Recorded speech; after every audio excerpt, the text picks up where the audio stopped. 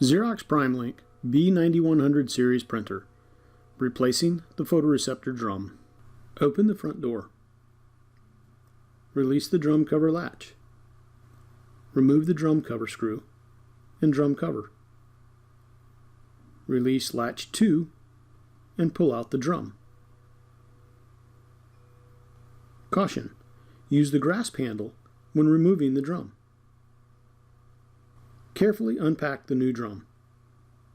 Caution: use care to avoid touching or scratching the surface of the photoreceptor drum. When installing the new drum, make sure to line up the guides on the drum assembly with the rails on the machine. Slide the drum back into the machine. Secure latch handle 2 and the drum latch.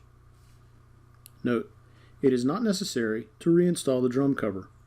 Store it and the screw in a safe place. Close the machine's front door. User guide, system administrator guide, and other documentation are available at https://www.support.xerox.com.